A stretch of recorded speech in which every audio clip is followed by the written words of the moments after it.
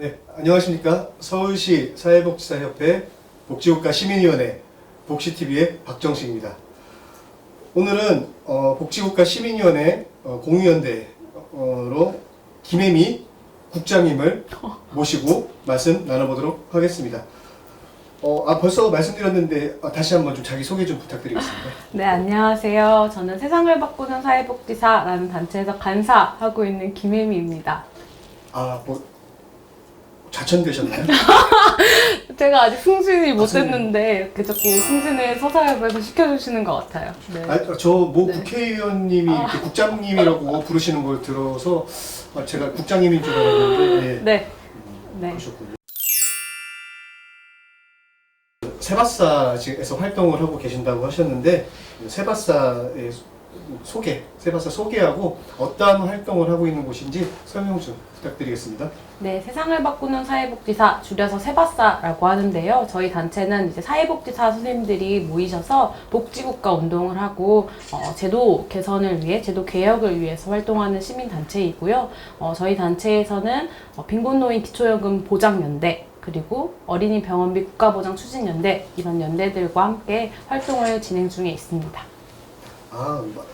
많이 들어보던 그 내용들이네요. 특히 이제 페이스북 보면은 여러 가지 활동들이 있는데 그 중에서 조금 더 이제 집중하고 있고 현재 좀 적극적으로 활동하고 있는 그 활동들에 대해서 좀 말씀해 주시겠어요? 설명도 좀 부탁드릴게요. 네, 앞서 말씀드렸던 것처럼 저희는 기초연금을 이제 기초생활수급자 노인에게까지 지급해야 한다라는 이제 주장을 하고 있고, 어린이 병원비 100만 원 상한제라는 제도가 전국에서 시행될 수 있도록 해야 한다, 이런 주장들도 하고 있고요. 올해 이제 말부터 이제 10월, 11월 사이에는 주거권 운동을 좀 선도적으로 해보려고 합니다. 지금 사실 이번 코로나라든지 어떤 기후 문제 때문에 사람들이 삶의 보금자리, 그러니까 주택에 대한 문제, 주거에 대한 문제들도 많이 나타나고 있어서요. 이런 문제들도 같이 열심히 해보려고 준비 중에 있습니다. 네. 들어보니까 이제 노인, 어린이, 그리고 주거 취약계층, 주로 이제 그 사회적 좀 약자들 아니면 뭐 빈곤 계층들을 위한 활동들을 다양하게 하고 계시군요. 그래서 이 사회복지하고 이 지금 하는 활동하고 어떤 좀 관계가 있는 거죠? 오늘 주제가 기후위기죠? 네. 기후위기 활동은 지금 현재 대한민국에는 기후위기 비상행동이라는 시민단체가 있습니다. 이 단체 안에는 뭐 생태 단체부터 여러 가지 시민단체들이 함께하고 있는데요. 지금 세상을 바꾸는 사회복지사가 유일하게 사회복지 관련 단체로 이름을 걸고 함께 연대하고 있습니다. 저희가 엄청나게 적극적인 행동들을 함께 하지는 못하지만 사실 저희가 만나는 당사자분들이 기후위기 같은 이제 이런 사회적 재난, 위기 안에서 가장 사실 어려우신 분들이잖아요. 그래서 이런 당사자분들을 옹호하고 함께 해야 한다. 그리고 이 문제들이 그분들의 삶을 위협하고 있다는 것들을 알리고 사회복지사들이 함께 나서야 한다라는 취지에서 활동들을 같이 이어나가고 있습니다. 아까 그 서두에 말씀하실 때 어린이 병원비 상한제라든지 아니면 뭐 기초연금 그리고 뭐 주거권 확보 이런 것들 이제 대상이 분명해갖고 좀 와닿는데 사실 이렇게 기후는 자연에 대한 이야기잖아요. 그래서 좀 와닿지가 않고 이게 도대체 사회복지랑 무슨 관계가 있는지 사실 이게 조금 가깝게 느껴지지는 않거든요. 여기에 이제 관심을 갖게 되신 뭐 이유나 뭐 이런 것들이 있을까요? 네. 제가 좀 여러 가지 얘기를 할 수 있을 것 같은데요. 이번에 코로나 사태가 어떻게 발생됐는지 다들 기억하실 거예요. 이게 그냥 어떤 바이러스가 딱 나타난 것이 아니라 사실 종간에 이제 전염이 돼서 이것이 확산되었고 이것이 그러니까 인간 종에게 왔을 때 훨씬 더 사람을 많이 아프게 하고 죽음까지 이르게 하는 병이 되었죠. 제가 오늘 그 야생동물 발자국이 그려져 있는 티셔츠를 입고 왔는데요. 우리가 이런 사회적 위기가 어떻게 닥쳐오는지 알면 좀 쉽게 알 수 있을 것 같습니다. 우리가 이번에 코로나19로 인해서 많은 사람들이 코호트 격리에 들어가기도 하고 요양병원이라든지 저희가 특히나 이제 당사자라고 만날 수 있었던 사람들이 정말 자체 격리되는 사회가 되었지 않습니까? 근데 이 이유가 사실상 우리가 야생동물과의 거리가 좁혀지면서 발생된 위기였을 수도 있어요. 코로나19라는 것이 그 이유가 사람들이 계속 벌목을 하고 집이나 어떤 건물이나 공장을 짓기 위해서 이제 그 야생동물의 서식지를 파괴하면서 사람이 자꾸 야생동물과 가까워지는 거예요.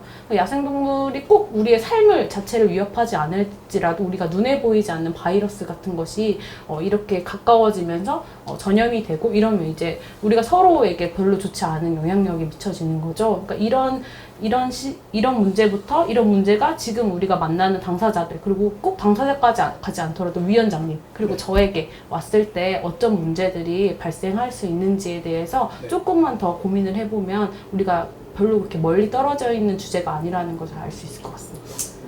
인간의 뭐 욕심이나 이기심들로 인해서 야생동물이 이제 살아야 될 주거권을 침범을 하면서 잘 엮으시네요. 네. 저번에도 칭찬받았는데 그래서 결국에는 이게 좀 바운더리를 침범해서 발생하는 일이다 이렇게 이야기를 하시는데 사실 도시에 살고 있는 저로서는 이제 야생동물이 좀 멀기도 하고 저 비슷한 티도 봤는데 그냥 이쁘다고만 생각했지 이게 그런 의미를 가지고 있다고까지 연결짓지는 못했거든요. 그러면 이 기후위기가 이제 우리 주변에서 느낄 수 있는 기후위기의 뭐 예라든지 그리고 이게 어떻게 우리 앞으로 우리에게 영향을 미칠 것인지 그럼 우리는 어떻게 해야 되는지 이거 맞네요. 예, 요 말씀 좀 주시겠어요?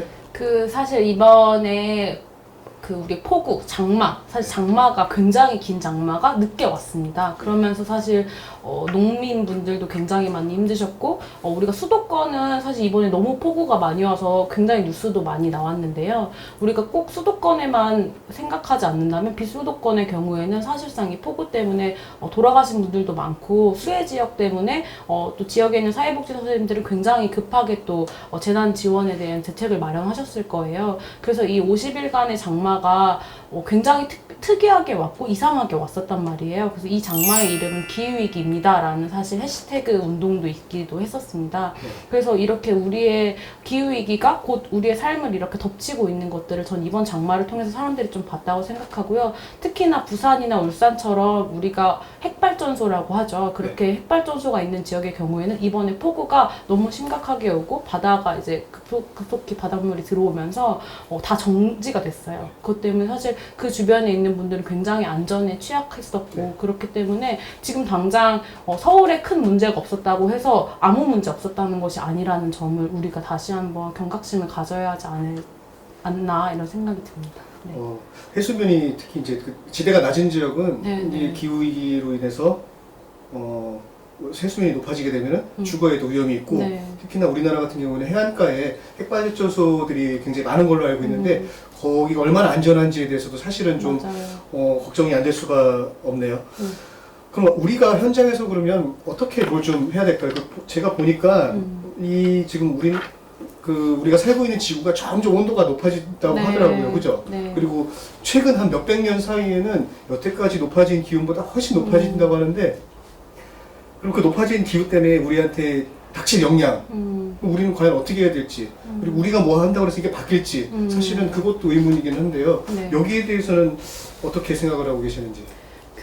사실 연구 결과에 따르면 방금 위원장님이 말씀해 주신 것처럼 지구의 온도가 급격하게 올라가고 있고 제가 하나 여쭤볼게요. 지금처럼 한국 이 수준으로 계속 산다면 지구가 몇 개가 더 필요할까요? 이 대본에 있는 것만 해주시면 안 될까요? 아니 위원장님도 지금 전혀 대본에 없는 방식으로 질문을 하셔서 저도 한번 기습 질문. 지구가 몇 개가 더 필요할까요? 지금 한국 기준. 한국 기준이요?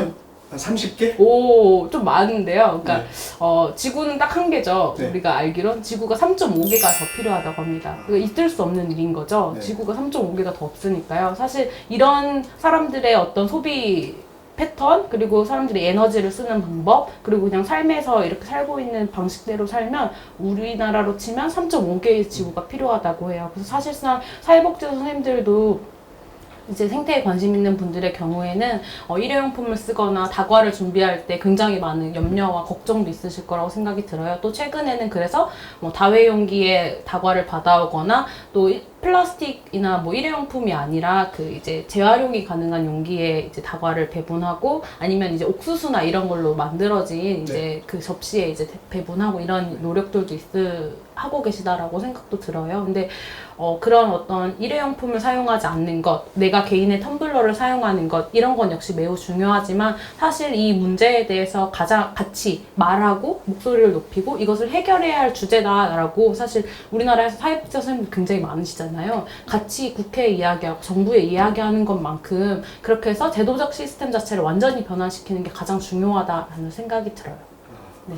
우리나라 사람들이 빨리빨리 이런 것들을 좋아해서 이 일회용품 사용을 얼만큼 사실은 줄어들지는 좀 의문이긴 한데 저는 집에서 조금씩은 실천하고 있거든요. 네. 근처 떡볶이집 갈 때도 오, 용기에 아주 이렇게 담아서 훌륭하시네요. 네, 네. 먹고 있고요. 네. 영양가가 약간 떨어지는 게 좀 흠이긴 하지만 그래도 그런 작은 실천들을 좀 하고 있고요. 네, 네. 최대한 이제 그 일회용품을 안 쓰도록 좀 노력을 하고 있는 편인데 어쨌든 좀 느림의 미학이 좀 있어야지 이게 또 해결되지 않은가 하는 생각도 좀 듭니다. 뭐 한 가지 정도 더 얘기를 해보자면 개인적 실천에서 저는 좀 채식을 지향하는 나의 삶의 습관을 바꾸는 거라. 채식이요? 네, 채식이요. 뭐 삼시세끼를 다 네. 채식만 해라 이런 게 아니고요. 네. 사실 우리가 알다시피 소를 한 마리 키우기 위해서는 농지에 들어가는 용수에 거의 한 몇 배씩 들어가고 사실 소 자체가 배출하는 이산화탄소도 굉장히 높고요. 네. 그러니까 이런 것들을 줄여 나가기 위해서는 그래서 해외에서는 월요일 고기 없는 월요일 이런 캠페인을 하기도 하고요. 해외 어디요? 여러 나라에서 하고 있어요. 미국이라든지 영국이라든지 이런 나라들에서 고기 없는 월요일 이런 것들을 실천하기도 하고요. 아니면 내가 오늘은 점심을 고기를 피하는 방법 또는 어떤 식단에서 고기를 뺄 수 있는 우리가 회식 자리에서도 채식을 지향해보는 이런 것들이 굉장히 도전이 될 수 있을 것 같다는 생각이 듭니다. 네. 수행도 같이 또 해야 되는데 네. 그렇죠. 이제 지구가 그만 변하고 내가 변해야 될 시기가 왔으니까요. 그래서 보니까 네. 채식주의자들 중에서도 이게 아주 다양하더라고요. 네. 뭐 계란만 먹는 채식주의자, 뭐 뭐만 먹는 채식주의자에서 엄청 다양한데 어느 정도 수준의 지금 채식을 하고 계신가요? 저는 이제 육고기를 지향하는 채식을 하고 있고요. 그래서 뭐 저도 이제 높은 수준의 채식은 하지 못하지만 네. 어찌됐건 육고기를 조리해서 먹는 것들은 웬만하면 피하고 있습니다. 네.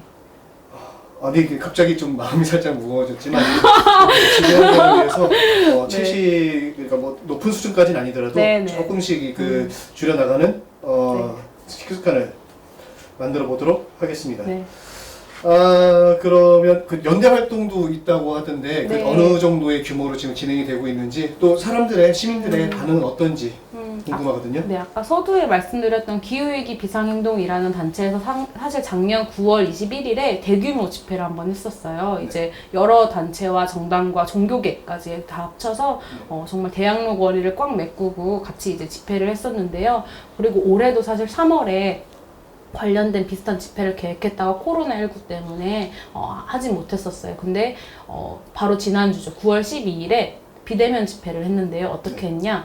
기후위기 문제에 같이 뜻을 합하는 사람들의 신발을 모아서 그 서울 7017이라는 공간에 이제 신발을 다 세워두고 기후위기가 이렇게 심각한데 우리 미래를 어떻게 보장할 거냐라는 이제 집회를 하기도 했습니다. 그래서 사실 많은 사람들이 아직 잘 모르지만 그래도 요즘엔 조금씩 느끼시는 것 같아요. 지난번 장마도 그랬고 코로나19도 그렇고 이런 기후위기가 정말 좀 턱밑까지 왔다는 것들을 그래서 이런 활동들이 계속 진행되고 있으니 이 방송을 시청하시는 사회복지사나 시민분들도 관심을 가지면 좋겠다는 생각이 듭니다. 그럼 세바사에 참여해서 같이 활동을 하면 기후위기에 좀 대응할 수 있는 사회복지사가 될 수 있는 건가요? 네, 세바사에 함께 하시면 기후위기에 저희 기후위기 비상행동에도 같이 연명하고 있고 또 이런 목소리를 자주 내려고 노력하고 있습니다. 그래서 이런 부분들을 같이 동참할 수 있는 장이 될 수 있도록 하면 좋겠고요. 사실 저희 단체가 좀 더 커져서 더 많은 지금 제가 혼자 일하고 있잖아요. 더 많은 사람들이 이곳에서 같이 일할 수 있게 된다면 지금 말한 빈곤노인, 어린이, 주거권뿐만 아니라 기후위기라든지 우리 미래 사회를 위한 지속가능한 사회를 위한 어떤 문제들에 대해서도 더 적극적으로 대응할 수 있을 것 같습니다. 세바사에도 많은 관심을 부탁드립니다. 네, 이 방송을 보고 많은 분들이 이제 세바사에 가입을 하셔서 기후위기 등을 비롯한 각종 활동에 같이 참여해 주셨으면 하고요. 마지막으로 혹시 하시고 싶은 얘기 있으면 하실 기회를 드리겠습니다. 예, 감사합니다. 네.